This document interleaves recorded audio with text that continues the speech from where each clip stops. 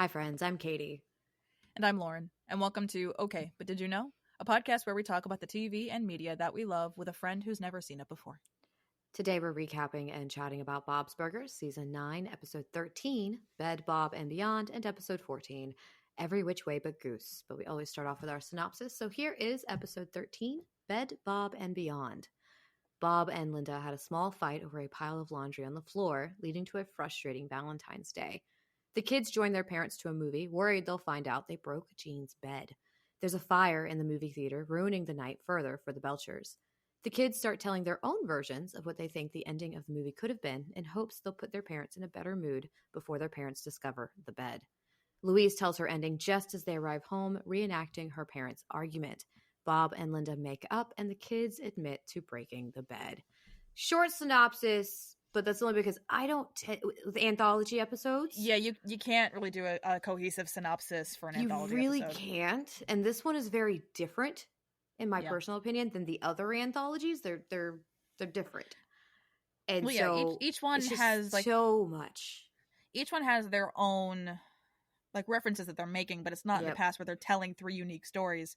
They're each telling a continuation of the stuff. Exactly. The story before, and my synopsis would have been very, very long if I had tried to do that. So we've already had one of those tonight. Yeah, no, we don't need two. We're good.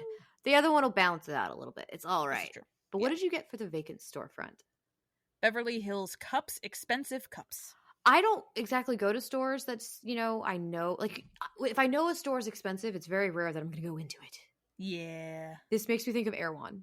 Well, I live near what is an outlet center, but it's an outlet center of fancy brands that are still very expensive.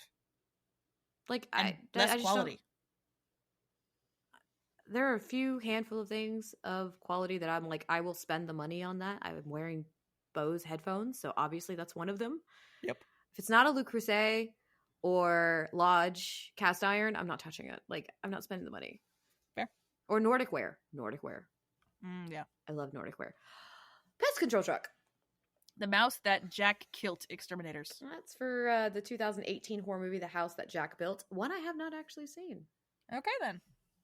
But we have our guest stars, Peter Serafinowicz and Lucy Davis, and they had both actually previously appeared in Shaun of the Dead together. Okay. I like Shaun of the Dead. I just don't like the route that Nick Frost has taken in life. So, no, that's fair. Love the movie. The actor gets on my nerves. No, that's fair. I have strong opinions about him. Mm-hmm. Because who doesn't, right? Yeah, we all have strong opinions on Nick Frost. Like, you can't agree to be Hagrid and still have my respect in 2025. Nope, that's fair. That's fair. So, this which is funny after the last episode. Yeah, we only made a reference once, and it was we apologized while doing it. We don't wanna. There's no better analogy there. Can someone make another analogy? Please. Or, like, if we ever see this again in media, can we just reference Once Upon a Time? Yeah, right.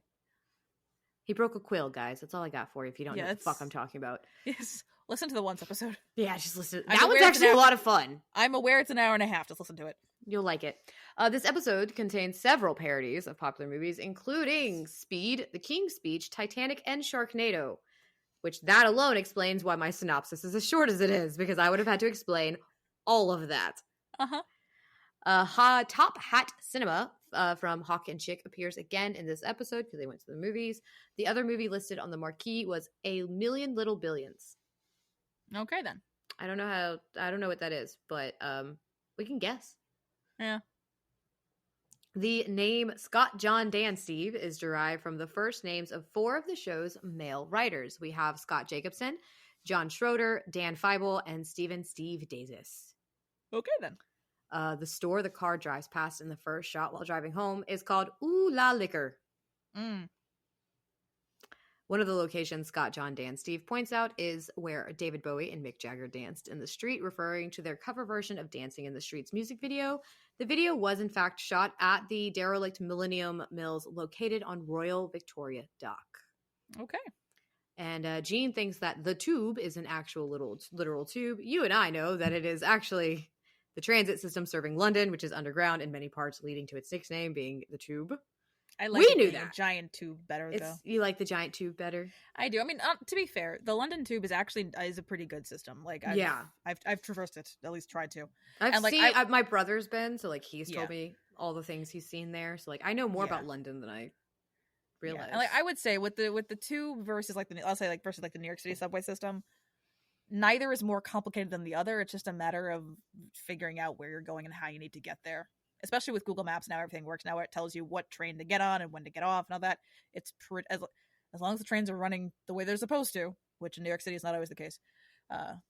They're both, I would say, just as easy to navigate. I've never actually been on one. I've been on a train, but not like a subway. No, the subway it's a unique experience. Well, all we have near me, which isn't even near me, I still have to drive to Atlanta, is MARTA, and MARTA is not the same. Yeah. At all. It's public transit. There is a train. It's not the same. I've been on the New York City subway system. I've been on the tube, and then I've also been on the same kind of like transit system in DC. That was a very, very long time ago. Steven has done when he went to DC with his dad. This was pre-COVID. Yeah. They went on one last trip together, thank goodness, before COVID happened.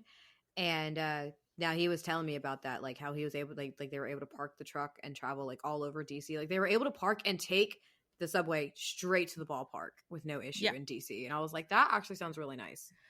This is so not on Bob's anymore, but it's funny you say straight to the ballpark because ironically, again, without doxing myself, I am on a transit, not subway, but I'm on a transit line for New York public transit.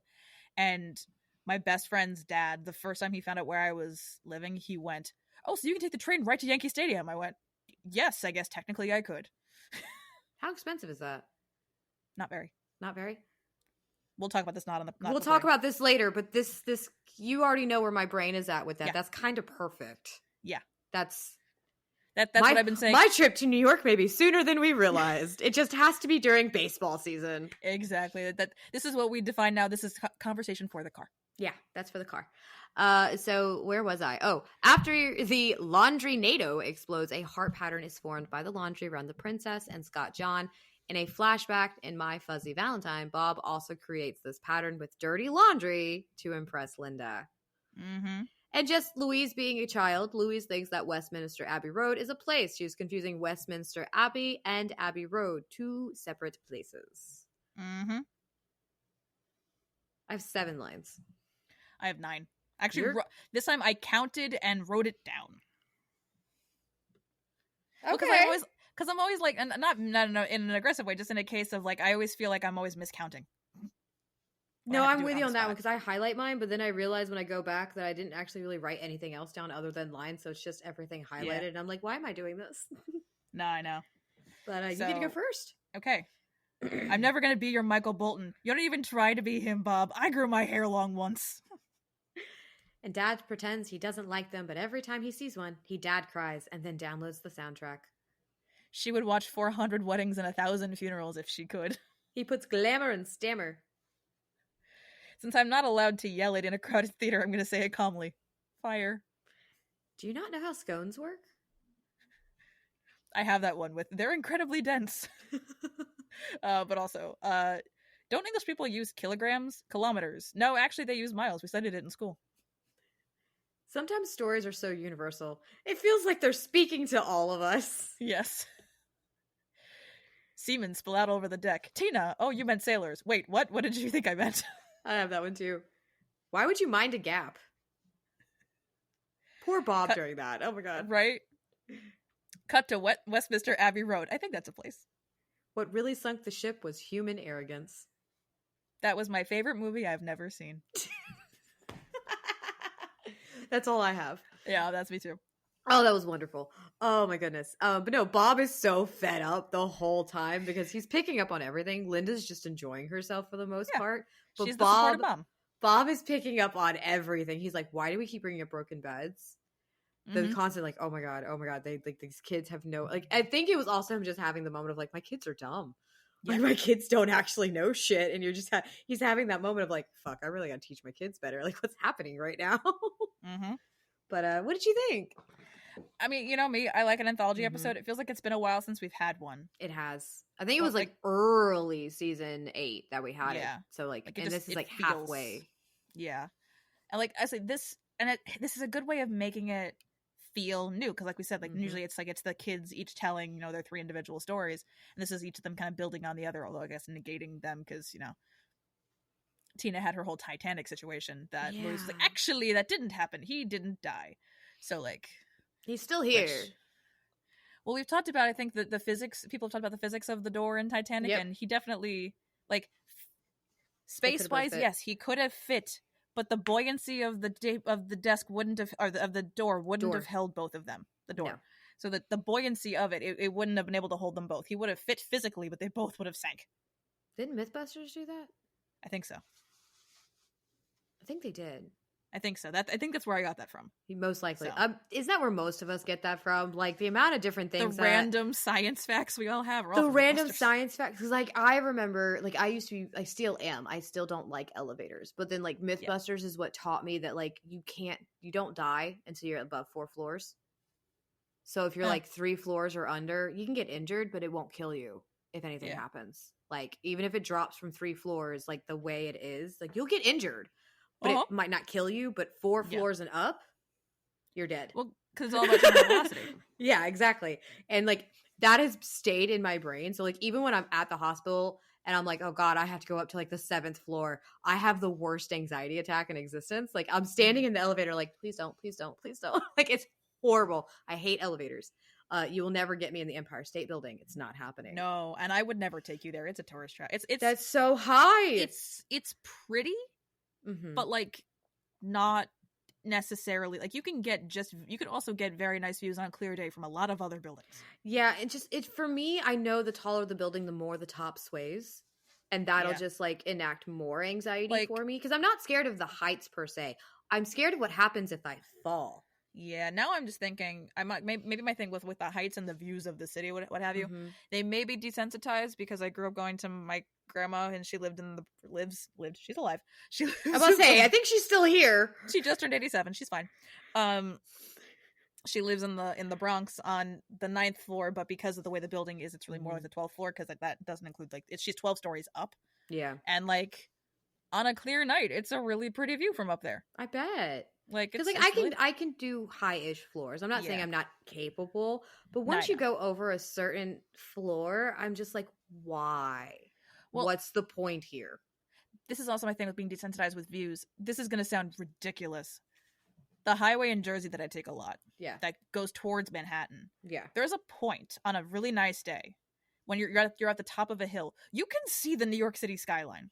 Oh, that's so cool. I'm kind of like that in my hometown somewhere. Not that it's like as pretty as a New York skyline, but it's nice enough of my like downtown area. If you're going down a really big hill at one point, you just see the whole city.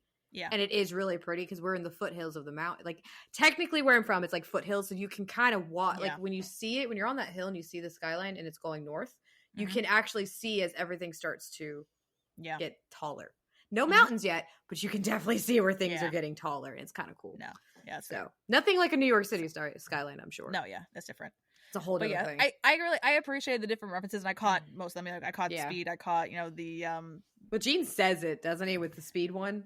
Yeah, yeah. So he's like, that's not at all not at all inspired by the movie Speed. Like I caught that one very quickly. I appreciate the giant tube. I liked the addition of the Duke of Dewsbury. Nice. You know, that was a good touch.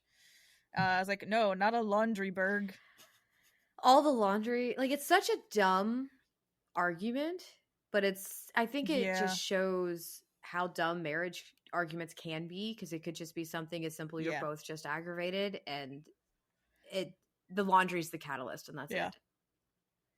I'll say this, if he did sink into the Thames, he would not have swam out of that. He would have died of something in that river. What was it that one? Was it a lady who swam across the entire Thames or something like that? She did something with the Thames. I can't remember what it was. It was swimming in it, because a lot of people were like, why are you doing that? Well, like even the Hudson, like when they do like even the Savannah River. No. They have to like really test that to make sure that it's safe for the swimmers, and it almost never passes. But they do it anyway somehow. See, no, I'm used to the Savannah River, because that's the river that runs through between. That's literally the border of Georgia and South Carolina is you have to cross the Savannah River. Yeah. Or at least a portion of it, obviously. Well, where I'm from, the Savannah River, which that isn't really telling you much because the Savannah River is very, very long. Even that river, like I've had friends growing up, they're like, yeah, we went swimming in the river. And I'm like, why? Why would you do that? That's a bad idea. Don't do that. Like, people like kayak and stuff in the Hudson. And I'm like, one thing of people like will kayak in like the canal and stuff nearby, but like the actual river, I'm not touching. No.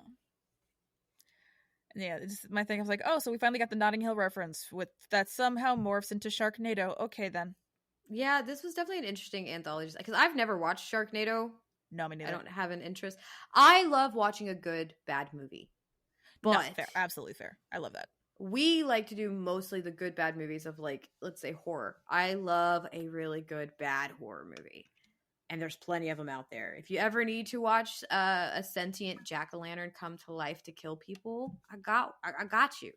It's hilarious and absolutely ridiculous, but still more realistic than Sharknado. You know, I'm okay. Or was it Velocipaster? Velocipaster. Have you never heard of Velocipaster? No. How would I ever have heard of Velocipaster? You're going to Google right now. Time to you Google. I would like you to just look that up and just see. You know what? Me looking up dinosaur things never goes well for me. I know, and I love it. Because did I ever tell you before I finish this Google search, the rabbit hole that my friend's fiance sent me down by showing me these dinosaur romance novel covers? Yes, we did discuss this because I found some of the same ones, and you told me about it after I found them. Yeah, it's like, what the fuck? Why is this movie only from 2017? What the fuck? Why does the head look like a giant, like, puppet? Why? I've never watched Velocipaster. I just knew it existed. What the actual fuck? But also, why is the Velociraptor not the actual pastor? That's my question here. I don't know. You'd have to watch the movie. I need. If you're gonna have the Velocipaster, this can't be a Velociraptor and a pastor. No, that's not how this works. Just saying. Want to give this very brief overview before we continue? Yes, do this before I say my thing. I'm gonna do this in like a horror movie let's do announcer voice. Okay. Yes. After losing his parents, a priest travels to China where he inherits a mysterious ability that allows him to turn into a dinosaur. Although he is horrified by the new power, a sex worker convinces him to use it to fight crime. I should have pre-read that before I started doing that. I was a dumbass and took a sip of water right as you started. Why does it what? Why he turns so it is priest turns into a dinosaur and then a sex worker convinces him to use this power to fight crime. The tagline on the poster is "The Man of the Claw."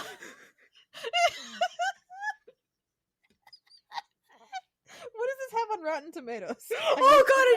I didn't even think about Rotten Tomatoes. I'm gonna look at that. According to the Google Quick Facts, the budget for this movie was $36,000. I make more than that in a year. I make almost double. I mean, more. I make so much more of that. What is this? This is the best day of my life. 63% of Rotten Tomatoes. That's actually not terrible in the grand scheme of things. Okay, I will put this out here because I just said I don't care. I will watch a bad movie for fun.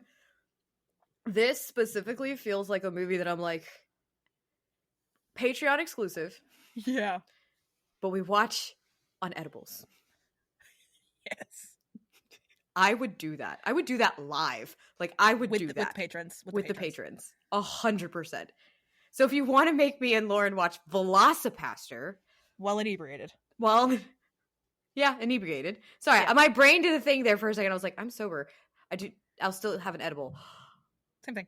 But yeah, I don't say that to me. Remember, brain? I know. Anyways, but yeah, no, if we have enough patrons, I will gladly do this.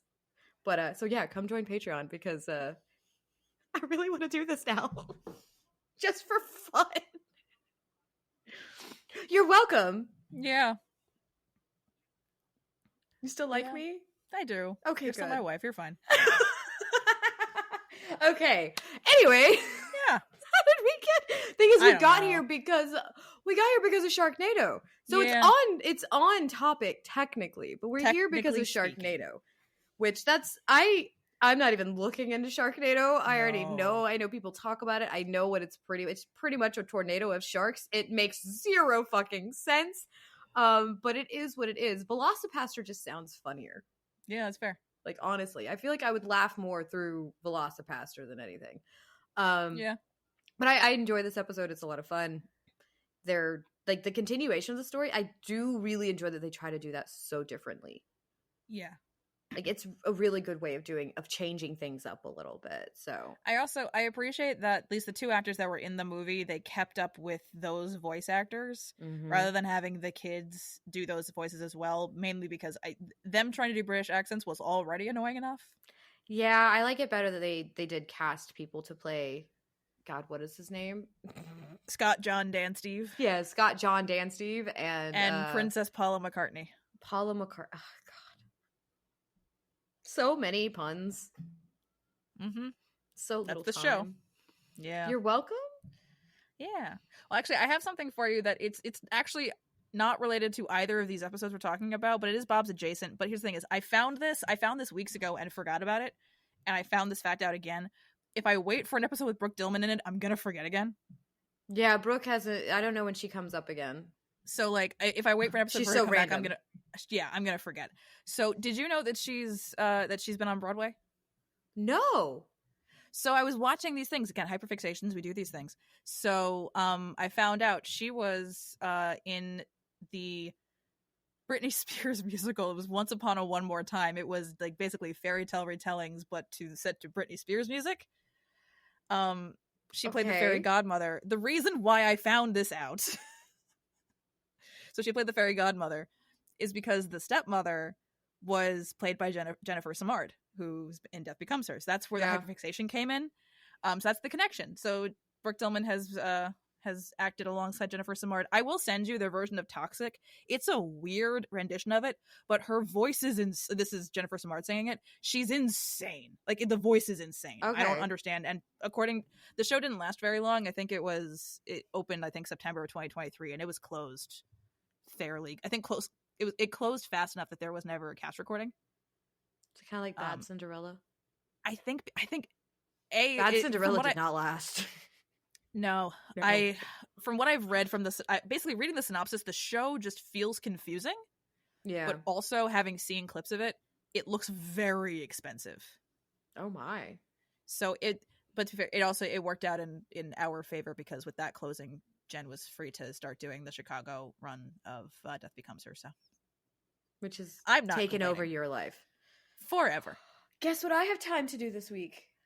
You have time to watch it, don't you? I have time to watch it. Yeah. I've been waiting for time to fucking do that. I probably should have watched it the other night, but instead I started watching Polyfamily, so. No, that's fair. I couldn't resist. That's its own shit show. Dude, one episode and I'm ready to fucking rage. Yep. We might have to do. I think we have to do we have to do a reality TV special. We haven't done one yet. Really should, because then I can talk about the dumpster fire that was the Jersey Shore obsession. And I can talk about 90 Day Fiance. And then we can talk about Polyfamily. Yeah, let's do that. What other reality TV have I watched? I watch all the Love is Blind and the Queer Ultimatum stuff.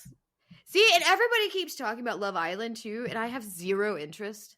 Yeah, Love Island doesn't really do it for me. Everyone's talking about it. And I used to watch The Bachelor and The Bachelorette. Yeah. Well, I went to work one night and everybody started, and the coworkers I was working with that night really love Love Island. They're younger than me. It's fine. Mm-hmm.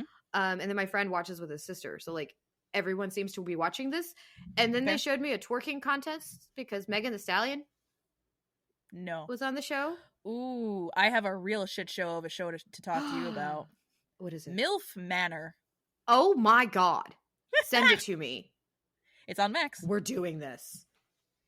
It's for research. That's what I have to tell my husband. Friends. It's for research. It's for research. So yeah, this episode. Yeah. We're doing a great job. What did you rate this? What did you rate this one? I gave this one 9s across the board. This one it's not quite a 30, but it's a lot of fun. So this is a 27. This was I love the anthology episodes, and I think this was a really interesting way of doing that. Mm-hmm. So I had a lot of fun with it. I gave it 8s across the board, so it's a 24 for me. It's a really good episode. It feels a little disjointed in places for me. Sorry, guys. I promise we're talking about these. We just keep talking about aspects instead of the actual episode. Well, because like with the Bob's one, that's kind of all you can do. Like, there's no plot to talk about. Well, it can be fun sometimes with it, though, because it is fun to, because, like, it's hard sometimes to watch some adult animation, because this is still considered adult animation, even though the creator and the writers have tried to do a little bit better knowing children watch. Like I said, though, in this current season that we are in right now, because for some odd reason, there's fucking Bob's Burgers at the end of June, and it's still messing my brain up, but I'm going to survive this. It's hard after so many years, and it switches so weird that, like, it's easier to relate to, because I can't watch Family Guy and it be like super relatable a lot of the time, because they go so out of pocket with it. Like, it's got jokes that you're like, haha, that's funny, I know what you're talking about, that's relatable. But like when you can watch Bob's and you're like, they pull so much from real life, like the kids in Gaga Ball, the restaurant next door, the empty building next door that can never stay. Like, we have tons of places around here that are like that. I'm like, oh, it's onto a new business. Like, they can't seem to keep this place going. Like, you know what I mean? Yeah. I'll say this. I didn't realize Gaga Ball was a real thing. Yeah, Gaga Ball's a real... I told you when we did that episode. You probably did, but I completely forgot. I did. Yeah, Gaga Balls... I've seen Gaga Ball pits in my own town. Yeah, no, that was It's a real thing. Like, there's so much in this show, it's actually real. And they're just using it for their storyline. Like Topsy. Topsy was fucking real. Yeah.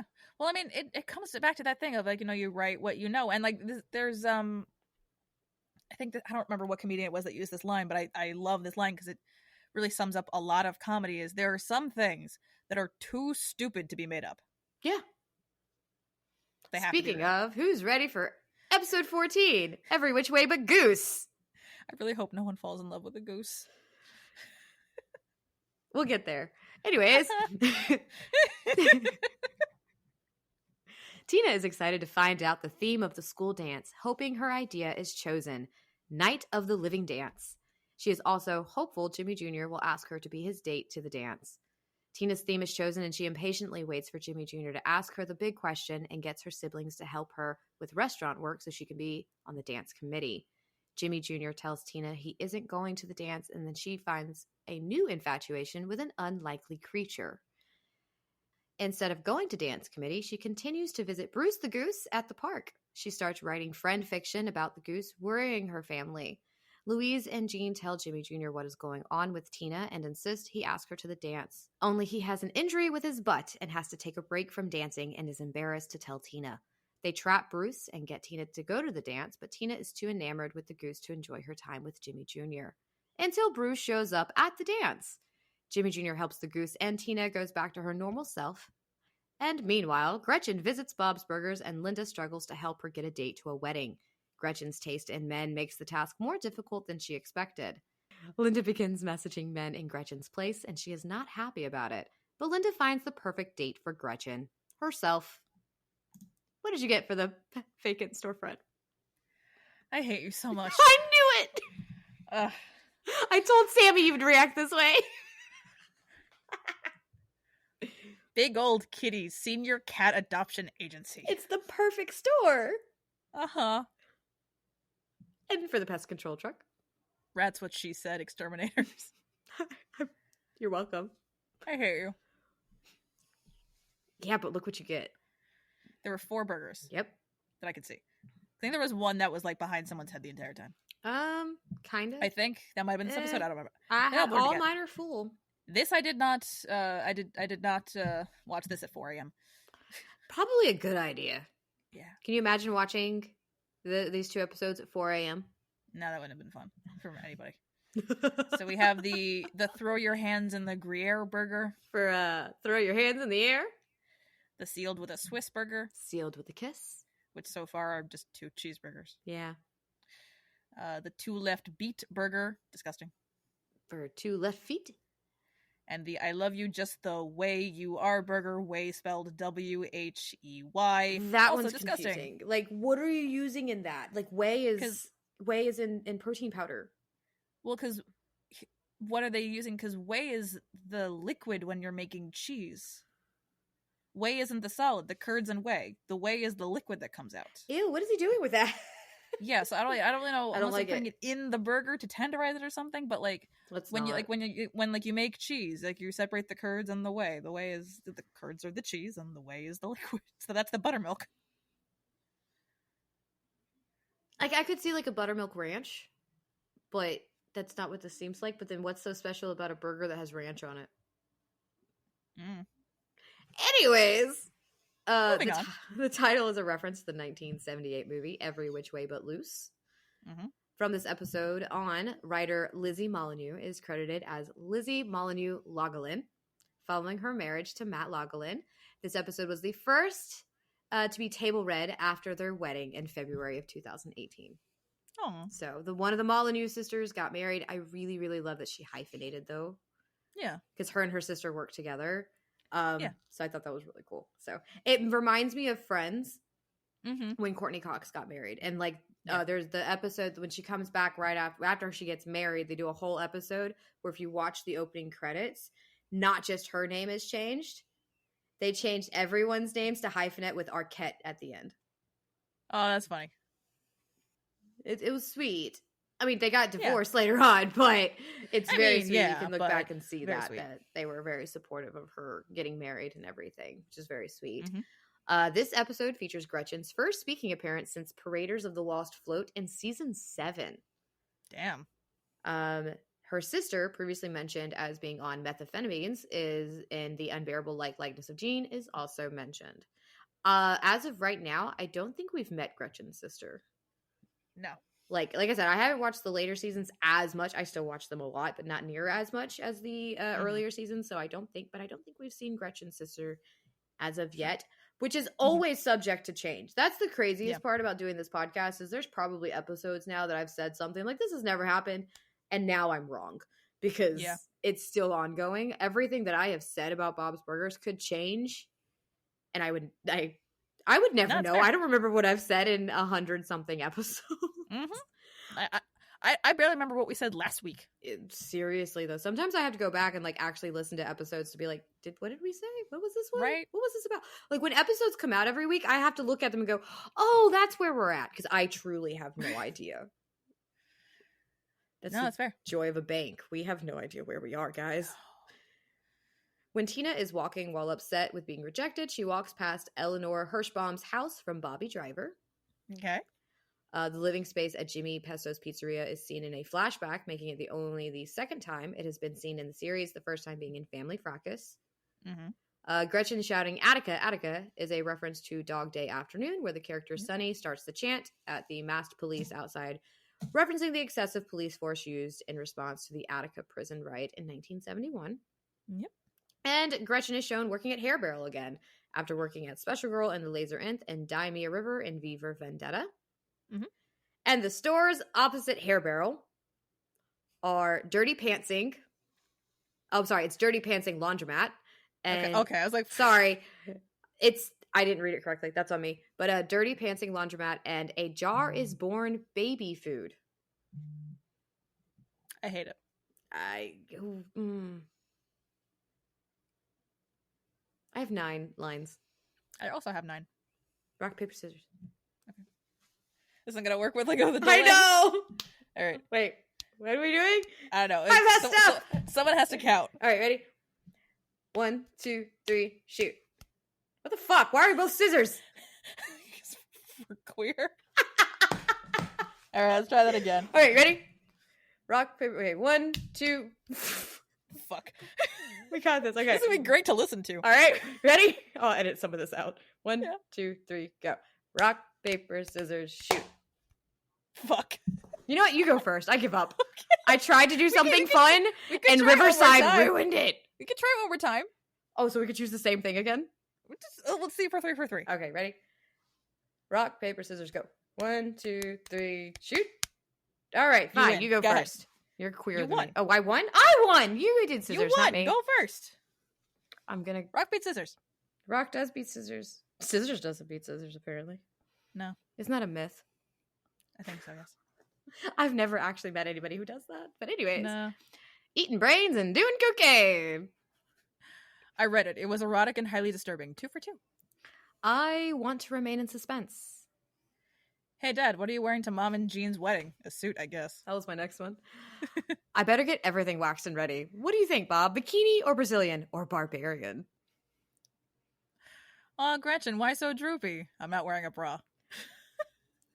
He looks like if a banana were a person. I have that one too. Software engineer? Talk to me when you're a hardware engineer. Which that one reminded me of like the Lucy Darling, like the joke that she makes when someone is a software engineer. It's like, because the hard stuff is just too scary. I fucking love her. My parents walked into my house. No, my parents did, and then also my friends walked in. They just go, "That's the comedian, right?" I was like, "She's a magician." She's also she's a magician who is also a comedian. Yes. Where was I? I don't want to be hearing or watching this. Did I say that one? No, I didn't. That's a new one. I couldn't remember. There's so many. You taught the worms how to spell. She's becoming a Bruce recluse. It's not our fault she's hanging out with Goosey Lawless instead of doing her duty. Wow, even Fran put on zombie makeup. No, I didn't. Uh-oh, you're gonna be fine. Everyone knows that's not a real thing. Dangerous salad. Come on, Tina. Finish dumping your goose so we can find someone new.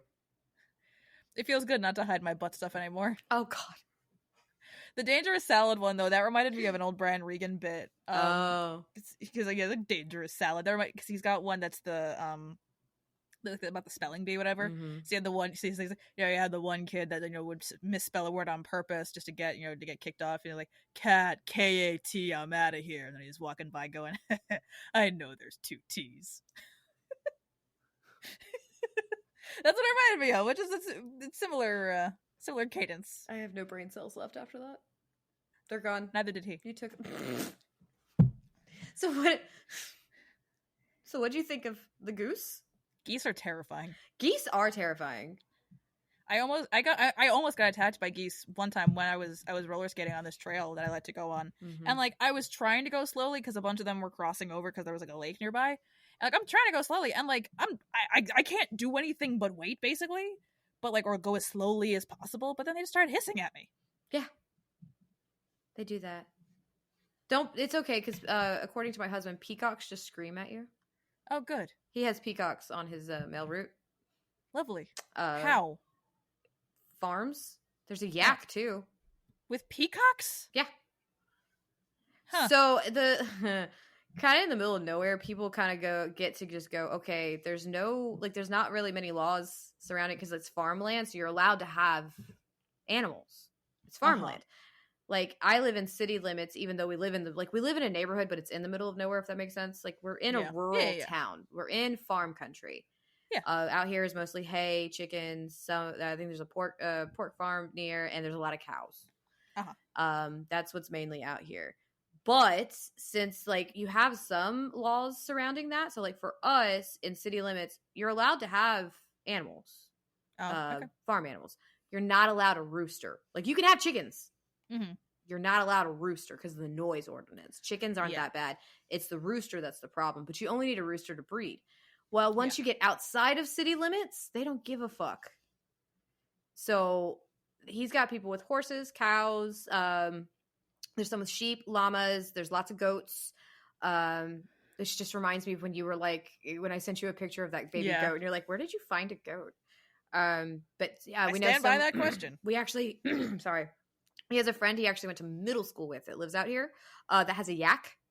I know one house does have peacocks. If it's a lot of animals out here randomly. I mean, I have a friend who literally works on a farm, so I could go pet like anything I want whenever. Honestly, I could just be like, hey, I want to come to the farm. And they'd be like, okay, wear boots. Okay.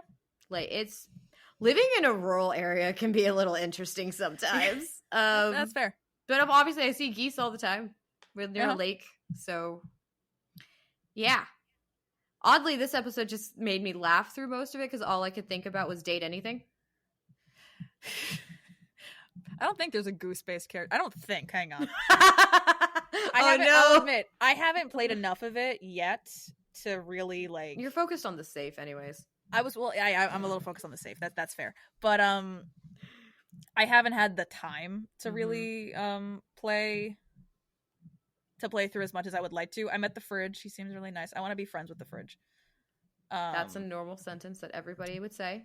I think so.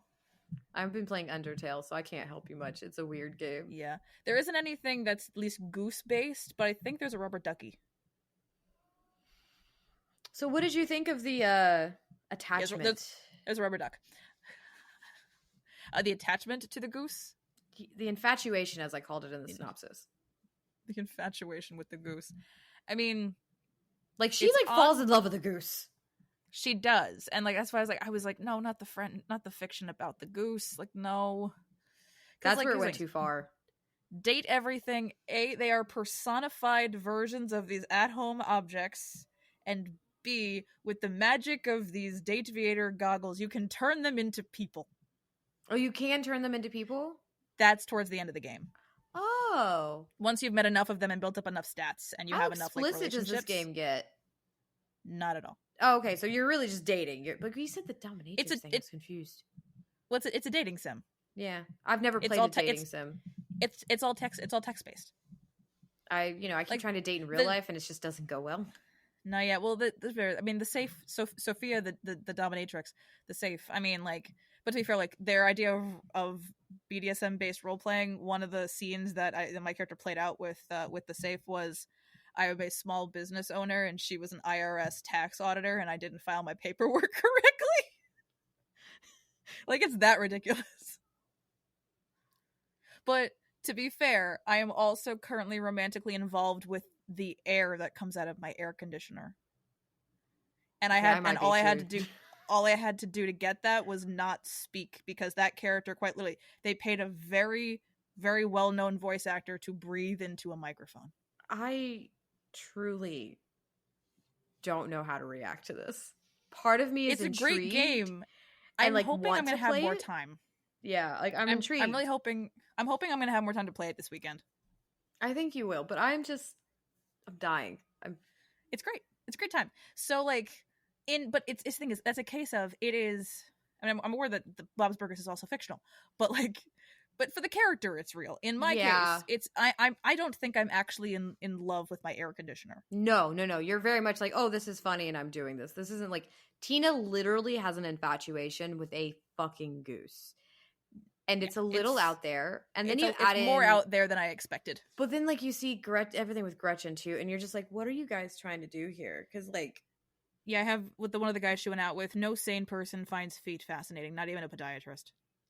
No. Well, we don't kink shame. We kink ask why. We kink ask why. I'm one of those, and feet is a no-go. Don't touch my feet, don't touch my ears. Fair. Oh, no. Ears is a sensory thing. If you go near my ears, you're going to get hurt. Fair. Nope. Even thinking about it. Nope. Anyways, ow. Everything hurts and I'm dying, okay? That's the tagline of my life. Essentially. But no, this one is definitely a weird one. It's got some great lines in it, and you get really happy for it at first. You're like, oh, not only her theme was picked, Jimmy Jr. And Jimmy Jr. is Jimmy Jr. And for once, he wasn't just being a dick, which I think I enjoyed. Yeah, he had a reason behind it. But when she did kind of her fantasy towards the very beginning of what the whole dance was going to be, I wrote down, Tina, honey, lower your expectations, I beg of you. I feel like we do that a lot in this age, though. At that age, you had high expectations and you daydreamed about what would happen and all those things, and then none of it ever really came to fruition. Or you did get lucky and that one kid kissed you in the corner and you got really happy. That kind of thing. Mm-hmm. But that's about it. And just bringing the goose in was a choice. It really was. The ghost made more sense than the goose. Yeah, I would agree there. Jeff made more sense. Yeah. Because at least he used to be living human? Yeah, exactly. At least in theory, Jeff used to be a person. The goose is a goose. It's not like a Princess and the Frog situation. No. A goose is a goose of goose. It's a goose. So that was interesting. Yeah. And then I appreciate that Linda finally does also just be like, I should go with my friend and be there for her. Yeah. Even though Gretchen is the worst. Everything she does and everything she says, I'm just like, no wonder you're single. Mm-hmm. My goodness. But Gretchen is Gretchen, and she's meant to be that way. That's her character. Well, because Gretchen is Linda's Teddy, and they're played by the same voice actor. Oh shit!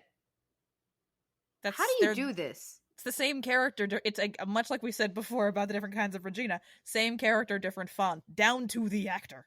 Wow, I didn't even think about that. I never put it together like that. That Gretchen really? Is no.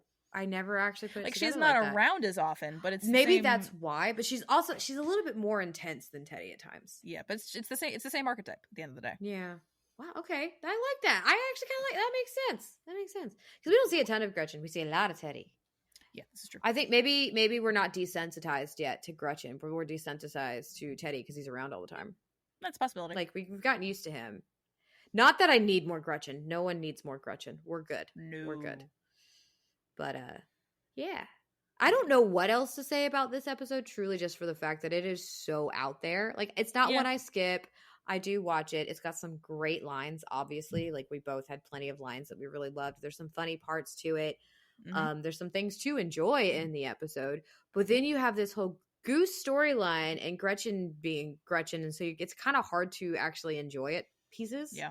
Because you're just like, can we move on from this? Because her crushing over the Goose as deeply as she did, and still Jimmy Jr. trying as much as he did, and it took so much for it to like snap her out of that. And then she still had to have like an emotional goodbye to a Goose. Really just confused the hell out of me. Because I get like having a really close relationship with like a pet or something like this. This is a strange Goose she just happened to meet.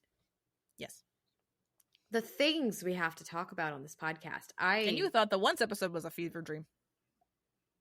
I'm used to Bob's. Maybe that's what it is. Maybe. I'm used to this fever dream. I choose this fever dream on the daily. So that's true. It's better than the fever dream that is my life. Just less geese. Yes, less geese. Less geese, please. What'd you rate this one? It got an 8 for plot because it was chaos. It was enjoyable, but it gets a 7 for character and for personal. So all in all, it gets a 22 because it's a little much to have her quite literally fall in love with a goose. Yeah, I gave plot 6. Yeah, that's fair. Character 8 though, because like while Gretchen is annoying, all characters are themselves and how we expect to see them, and I'm okay with that. But personal is also a 6. I gave this a 20. I didn't realize until now.